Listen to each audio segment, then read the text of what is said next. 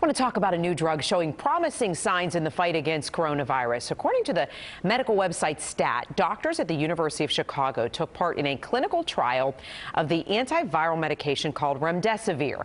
Now, the hospital recruited 125 patients with COVID-19.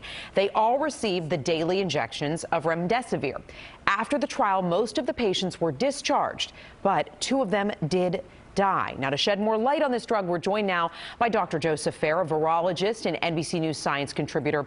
Dr. Fair, we thank you. To get started here, it's very early, but there are so many positive anecdotes coming out about remdesivir. What do we know about its success so far?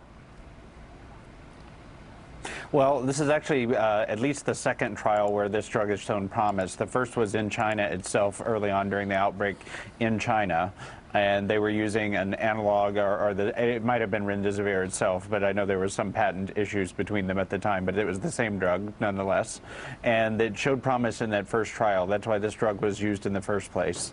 And so this second trial has obviously shown the same data, that it's obviously proven beneficial for each of these patients that have taken it, for the most part, with the exception of the 2 deaths.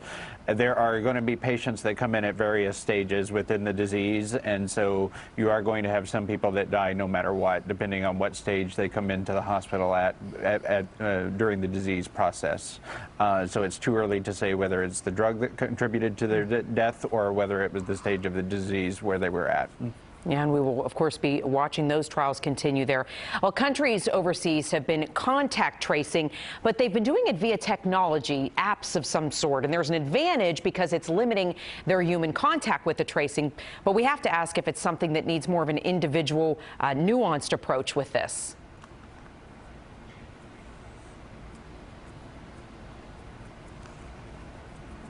Are you asking me about with the apps? Yes, the apps. Yes. Yeah.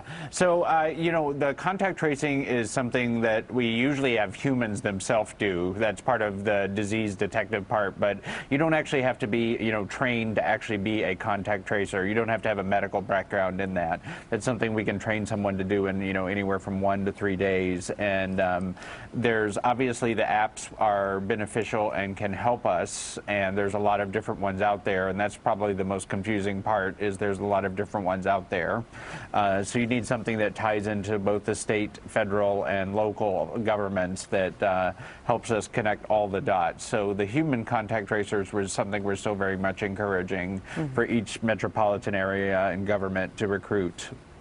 Yeah, more of that hands-on approach. All right, Dr. Fair, we thank you for joining us once again absolutely. this afternoon. Thanks so much, and we will see you soon.